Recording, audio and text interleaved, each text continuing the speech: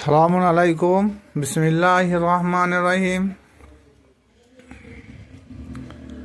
আল্লাহর প্যারা হাবিব নবী মোহাম্মদ মুস্তফা সাল্লাল্লাহু তাআলা আলাইহি সাল্লাম গাদিরে খমে ভাষণ দানে তিনি সাহাবীদের বললেন, হে আমার প্রিয় সাহাবীরা, তোমরা শোনো, আমি অতি সত্বর পরপারের ডাকে সাড়া দিয়েছি। আমি তোমাদের কাছ থেকে বিদায় নেব। 100 লক্ষ সাহাবী ছিল, তো সেই 100 লক্ষ সাহাবীরা সকলে মহানবী সাল্লাল্লাহু তাআলা আলাইহি সাল্লামকে জিজ্ঞাসা করলেন, ইয়া রাসূলুল্লাহ, ইয়া হাবিবাল্লাহ, আপনি যে আমাদের কাছ থেকে বিদায় নেবেন অতি সত্বর, তাহলে আমরা কার মাধ্যমে হিদায়াত নেব, হিদায়াত গ্রহণ করব? আল্লাহর নবী পাক সাল্লাল্লাহু তাআলা আলাইহি সাল্লাম সেই 100 লক্ষ সাহাবীর সম্মুখে ভাষণ দানে তিনি বলেছিলেন, আজ আমি তোমাদের সম্মুখে একটা অতি ভারী বস্তু রেখে যাচ্ছি, সেটাকে তোমরা আঁক দিয়ে ধরে থাকলে কখনো পথভ্রষ্ট হবে না বা গুমরাহি হবে না। সেটা কি জানো? সেটা আল্লাহ নবী পাক সাল্লাল্লাহু তাআলা বললেন, সেটা তোমরা কি জানো? কি আল্লাহ নবী বললেন, সেটা হচ্ছে আল্লাহর কিতাব। এটা সুনানে ইবনে মাজাহ, হাদিস নাম্বার 3074। একই কথা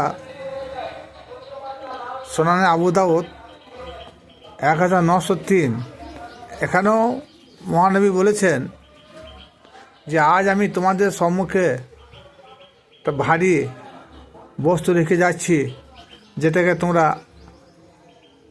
আগ দিয়ে ধরে রাখলে কখনো পথভ্রষ্ট হবে না বা গোমরাহি হবে না। সাহাবীরা বলেন, সেটা কি? আল্লাহ নবী বললেন, সেটা হলো আল্লাহর কিতাব। অনেকেই বলে থাকেন হাদিসের নাম দিয়ে যে গদিরে খামে 100 লক্ষ সাহাবীর সম্মুখে মহানবী ভাষণ দানে বলেছেন যে আমি তোমাদের সম্মুখে দুটি ভারী চিজ বস্তু রেখে যাচ্ছি। এক হচ্ছে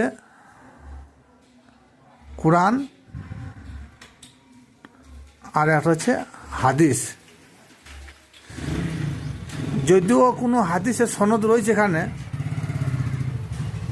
সক্রিয় প্রুফ রয়েছে, কিন্তু আমাকে ভাবতে হবে যে এটা কতখানি সত্য। মহানবীজি বললেন যে আমি কোরআন আর সুন্নাত রেখে যাচ্ছে, তখন কোরআন ছিল কোথায়? আমরা কোরআন বলতে, কিতাব বলতে কি বুঝলাম? মহানবীর ওফাতের 18 থেকে 22 বছর পর মা আয়েশার নেতৃত্বে কোরআন বাইন্ডিং হয়েছে, অথচ তখন কোরআনের এই বই আকারে কোনো বাইন্ডিং ছিল না। তাহলে মহানবী কীভাবে বললেন যে আমি কোরআন রেখে যাচ্ছি? সে কোরআন বা কিতাব বলতে তিনি কি বুঝে গেলেন? সেটা আজ পর্যন্ত আমাদের সে বিষয়ে কারো কোনো গবেষণাই নাই। কারণ কোরআনের কোনো, আমরা যারা কোরআন ভাবি বা বলি, সেটা তখন কোরআন ছিল না। আর যেসব হুজুরা বলেন যে হাদিসও রেখে গেছে, আর হাদিসের উৎপত্তি বা কোথা থেকে এলো? মহানবীর জীবদ্দশার থাকাকালীন তোনার মুখসিত বাণী কখনো বই আকারে প্রকাশ পায় নাই। তিরমিজি শরীফ, মিশকাত শরীফ, মুসলিম শরীফ, বুখারী শরীফ, এক কথায় 86টা কোনো হাদিসের জন্মই ছিল না। তাহলে কী হবে যারা বলেন যে আল্লাহ নবী হাদিস রেখে গেলেন? হাদিস সম্বন্ধে তেনাদের জ্ঞানই নাই। হাদিস বলতে আল্লাহ নবী কি বুঝাইছেন সেটা তো তাদের জানা নাই। আর আল্লাহ নবী কখনো তো কোনোদিন বলে যান নাই যে আমি তোমাদের সম্মুখে হাদিস রেখে গেলাম, তোমরা হাদিস মান্য করবে। কারণ না,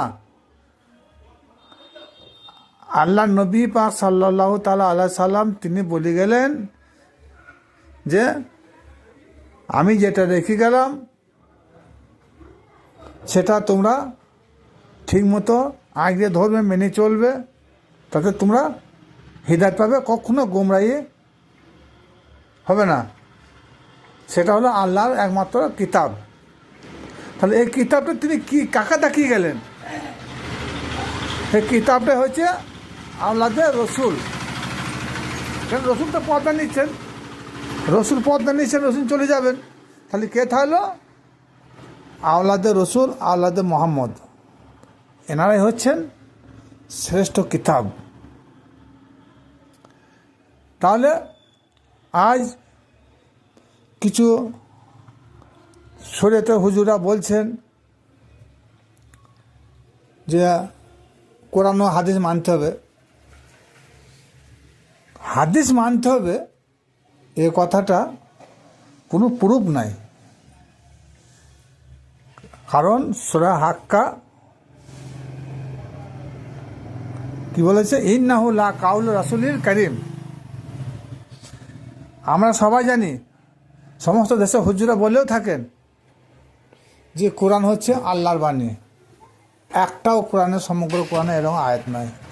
কেউ যদি দেখাইতে পারেন আমি তাকে গুরু বলে মেনে নেব, অথচ তাকে কিছু সামথিং কিছু পুরস্কার দিয়ে সাহায্যও করব।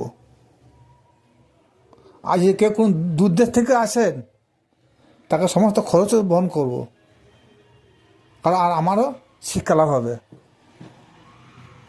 কারণ ইন্নাহু লা কাউলু রাসূলিল কারীম, নিশ্চয় ইহা সম্মানিত রসুলের মুখসৃত বাণী। তাহলে যদি কোনো হুজুরকে জিজ্ঞেস করা হয় হাদিস মানে কি, যে হুজুরের বাণী, হুজুর কি বললেন? আমার বাণী হচ্ছে আল কোরআন। এবারে মারামারি এ টেনে ছাড়বে? যারা হাদিস নিয়ে মারামারি করে তাদের সঙ্গে তো মারামারি লাগতেই পারে, ফেতনা ফ্যাসাদে জড়িয়ে যাবে। কি হবে? ভ্রাতৃত্ববোধ বজায় থাকবে না, আত্মীয় সম্পর্ক ছিন্ন হয়ে যেতে পারে।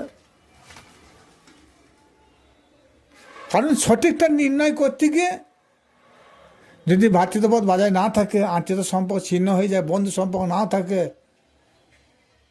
তাতে কোনো অসুবিধা হবে না। সেখানে কী হবে? আল্লাহ পাক রব্বুল আলামিনের তরফ থেকে সেখানে ফায়জ বরকত হাসিল করা যাবে। কারণ আমরা তো কোরআনের বিপক্ষে কোনো কথাই বলি না। এবার আসুন, মহানবীর পাক জবানের বাণী কোরআন সাব্যস্ত করছে, সবই আল্লাহর কথা, নবীর মুখ দিয়ে যেগুলো বের হয়েছে সেটা আল কোরআন। তার জন্যই বলা হয় ইন্নাহু লা কাউলু রাসূলিল কারীম। তাহলে সেই কোরআন মানবো না হাদিস মানবো? সূরা লুকমান আয়াত নম্বর 6, ওইখানে বলা হয়েছে লা ওয়াল হাদিস, বা যে হাদিস তোমরা গ্রহণ করো না, মেনে নিও না, ক্রয় করো না, সংগ্রহ করো না। লা ওয়াল হাদিস, যদিও হাদিস মানে কথা, যদি বলে নবীর হাদিস তার মানে নবীর কথা, কিন্তু নবী কি বললেন? যে কোরআনটাই তো আমার কথা। কারণ কোরআন আল্লাহ পাক রব্বুল আলামিন জিবরিল আলামির মাধ্যমে তিনার হাবিবের হৃদয় পটে নাজেল করেছেন, অথচ তিনি পাক জবানে আপন জুবানে সেটা প্রকাশ করেছেন। তার জন্যে এটা আল্লাহ পাক রব্বুল আলামিন তিনি বলে দিলেন যে এটা উম্মতে মুহাম্মাদীদের কাছে এটা তিনারি বাণী। আর আল্লাহ পাক রব্বুল আলামিন যে বাণীটা প্রকাশ করেছেন সেটা তো প্রথম কথা হচ্ছে জিবরিল আলামিনকে শুনিয়েছেন। জিবরিল আলামিন মহানবীর হৃদয়পটে প্রকাশ করেছেন। এর হকিকত আমি এখানে গেলাম না, হকিকতের ব্যাপারটা আলাদা। তাহলে সেই মহানবীর বলেই গেলেন যে সমগ্র কোরআনটা হচ্ছে আমার পাক জবানের বাণী। আবার সূরা লুকমান বলছে লাওয়াল হাদিস, তোমরা বাজে কথা অসার কথা গ্রহণ করো না, তাতে তোমার পথভ্রষ্ট হয়ে যাবে। তাহলে হাদিস নিয়ে কেন আমরা মারামারি করবো? অথচ সূরা মায়েদা 44, 46, 47 তিনটি আয়াতে আল্লাহ পাক রব্বুল আলামিন তিনি বলেছেন যে তোমরা যদি কোরআন দ্বারা তোমাদের সমস্যার সমাধান না করো, ফাসেক, কাফের, জালেম, তিনটে আয়াতে তিন রকম কথা বলেছেন। তাহলে আমরা যদি কোরআন দ্বারা সমস্যার সমাধান না করি, হাদিস নিয়ে যদি মারামারি করি, তাহলে আমরা কি কাফের হব না ফাসেক হব না জালেম হব? আমরা চিন্তা ভাবনা করুন। আর এখন তো মোবাইলে গুগলে সার্চ করে পেয়ে যাবেন সূরা মায়েদা 44, 46, 47 দেখুন আপনারা আল্লাহ কি বলতে চেয়েছেন, তাহলে বুঝতে পারবেন। আবার সূরা মুহাম্মদ 54 আয়াতে কি বলছে, আমার কোরআন নিয়ে কি তোমরা কেউ কখনো অনুধাবন করো না, চিন্তা ভাবনা করো না, গবেষণা করো না? তাহলে কোরআন নিয়ে চিন্তা ভাবনা করলে সমস্ত সমস্যার সমাধান হয়ে যাবে, গবেষণা করলে সমস্ত চিন্তা ভাবনা সমাধান হয়ে যাবে। তাহলে আমরা যে হাদিসে কোনো অস্তিত্ব নাই, 200 বছর পর কি মতান্তর 180 বছর পর হাদিস বাইন্ডিং হচ্ছে। কোন সাহাবী বেঁচেছিল, কোন তাবেইন বেঁচেছিল 200 বছর? এরকম একটা হাদিসকে প্রমাণ দেখ যে আবু বকর সিদ্দিক, ওসমান, উমর তাদের ছেলেরা 150 বছর 200 বছর বেঁচেছিল। তাদের মুখ থেকে শোনা গিয়েছে, তারা বলেছে আমাদের পিতার মুখ থেকে শুনেছি। এরকম কোনো হাদিস নাই। এমন কোনো কেউ বলে না যে আমি আবু বকর সিদ্দিকের মুখে শুনেছি, এরকম কোনো প্রমাণ নাই। তাহলে যেসব সাহাবীদের নাম করে হাদিসগুলো তুলে ধরা হয়েছে, তারা ছিল কোথায়, কে পড়লো? এগুলো গবেষণার বিষয়, একটু চিন্তা ভাবনা করলে বুঝতে পারবেন। কারণ বুখারী শরীফ তিনি যিনি রচিত করে গেছেন, তা বুখারী শরীফ যিনি রচনা করেছেন তিনি সাহাবী নয়, তিনি তাবে নয়, তিনি তাবেইন নয়। 200 বছর পর তিনি আল্লাহ নবী কি কখন কি বলে গেছেন, কি খেয়ে গেছেন, কি করে গেছেন, সে কথাগুলো তিনি কীভাবে কালেকশন করলেন? আমরা সপ্তাহে মাসে কোনো জায়গায় কোনো কর্ম করে থাকলে কিছু ভাত খেলে সেটা আমাদের মনে থাকে না। তাহলে 200 বছর আগে মহানবী কি করে গেছেন, কি বলে গেছেন, কি রেখে গেছেন, কোন লোক বলল? কিন্তু দেখুন যে কোরআনটা আমাদের ঘরে এখন রয়েছে, আমরা ব্যবহার করছি, সেই কোরআনটার মধ্যে কোনো সমস্যা নাই। যত রকম ফিকা থাক, যত রকমের মত থাক, যত রকমের পথ থাক, সেই কোরআনটা সবাই কিন্তু মেনে নিয়েছে। কিন্তু মানতে গিয়ে কী হয়েছে, এমন কিছু কথা রয়েছে সেগুলো তারা মানে মতলব আলাদা করে দিচ্ছে। যেমন কয়েকটা কথা বলছি, অনেক আছে। সূরা হিজর 99 নম্বর আয়াতে আল্লাহ বললেন তোমরা কতক্ষণ ইবাদত করবে, আমি সেটা বলে দিচ্ছি। যতক্ষণ পর্যন্ত তোমাদের একিন না হয়েছে ততক্ষণ পর্যন্ত তোমরা আমার ইবাদত করতে থাকো। বর্তমান হুজুরা কি বলছেন, যতক্ষণ পর্যন্ত তোমাদের মৃত্যু না হয়েছে ততক্ষণ পর্যন্ত তোমরা ইবাদত করতে থাকো। দেখুন আয়াতটা দেখুন, অবুদুর রব্বাকা হাত্তা ইয়া তিয়াকাল একিন, কিন্তু এখানে কি করলো, একিনকে মৃত্যু বলে দিল। একটা তারপরে সূরা লোকমান লাওয়াল হাদিস, অসার হাদিস ক্রয় করো না, বা যে হাদিস গ্রহণ করো না, বা যে হাদিস অসার হাদিসের ওপর আমল করিও না, তোমরা ক্ষতিগ্রস্ত হবে। এরা কি বললো, বর্তমান হুজুরা কি বললো, লাওয়াল হাদিস, গান বায়না হারাম। আশ্চর্য, এক বিরাট আশ্চর্য। কোথায় আকাশ আর কোথায় জমিন, কোথায় হরিদ্বার আর কোথায় গুজিদার। কি হলো এই ভ্রান্তি? তারপরে সূরা নিসা, ইয়া আইয়ুহাল্লাযীনা আমানু তাকরাবুস সালাতা ওয়া আনতুম সুকারা, হে ইমানদার বিশ্বাসীরা, তোমরা মহা অবস্থায় নামাজের ধারের পাশে যেও না। আর যাবে যদি তোমরা ইমাম সাহেব যা বলছে তাহা যদি তার মানে মতলব যদি বুঝতে পারো, তাহলে কি হলো? এরা কি বললো যে মদ খাওয়ার অবস্থায় তোমরা নামাজে যেও না। এখানে সুকারা শব্দ অর্থ হচ্ছে মহ, আর খামরু শব্দ অর্থ হচ্ছে মদ। এইরকম কোরআনে অজস্র মতভেদ রয়েছে। তাহলে কোরআন পড়ার জিনিস নয়, কোরআন চিন্তা ভাবনা জিনিস, কোরআন গবেষণার জিনিস। কোরআন নিয়ে যারা গবেষণা করে না তারা, তাদের কথা কখনো গ্রহণ করা যাবে না। সমগ্র কোরআন শরীফে 6243টা আয়াত আছে। কি অনেকে বলে থাকেন 6666টা, যাই হোক ওই বিষয় নিয়ে মারামারি নাই। তার মধ্যে 500 সামথিং শরীয়তের আয়াত আছে, আর বাকি 6100-র উপর তরিকত এবং হকিকতের আয়াত রয়েছে। তাহলে যারা ওই 500 কটা আয়াত নিয়ে যারা মারামারি করছে, যারা গবেষণা করছে, তারা কি সম্পূর্ণ আল্লাহর আইন আদেশ কানুন তারা মানতে পারলো না? তারা নিজেকে আলেম বলে দাবি করলে সেটা সমাজ মেনে নেবে? কখনো না। আলেম হতে হলে 4 তরিকায় পাস করতে হবে। শরীয়ত জানতে হবে, হকিকত জানতে হবে, মারিফত জানতে হবে, তরিকত জানতে হবে। সমগ্র কোরআন শরীফের মধ্যে যদি 500 আয়াতটা যদি তারা গবেষণা করে, আর বাকি 6000 আয়াত যদি চিন্তা ভাবনা না করে, তাহলে কি হলো? কোরআন মানা হলো না। কি হলো? হাদিস নিয়ে তারা মারামারি করছে। কি বললো? হাদিসের মূল ভিত্তি কি?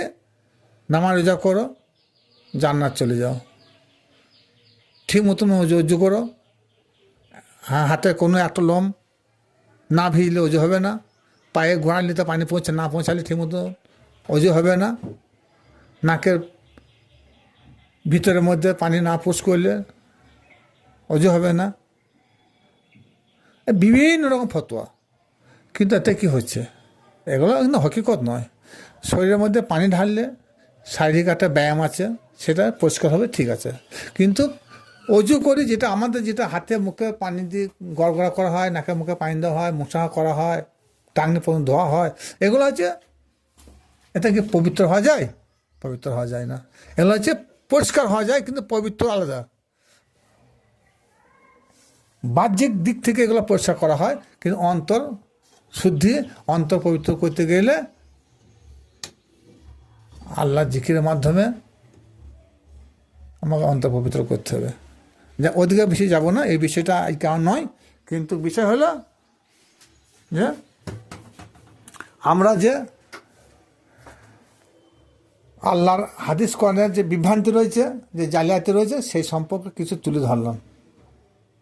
তাহলে এই ভিডিওটা যারা শুনছেন, শুনে যদি ভালো লাগে, লাইক, শেয়ার, কমেন্ট করবেন, আর নিত্য নতুন ভিডিও পেতে সাবস্ক্রাইব করবেন। কিন্তু সামনে রমজান মাস আসছে, আশা করি সকলে আমরা রোজা রাখবো। যদিও সমগ্র কোরআন শরীফের মধ্যে কোথাও 30টা রোজার আইন নাই, বিধান নাই, আছে কোরআন ভিত্তিক 10টা আছে। তবুও কিন্তু 10টা রোজাতে যদি ফজিলত পাওয়া যায়, তার নিশ্চয়ই আরও 20টা রোজাতেও ফজিলত পাওয়া যাবে।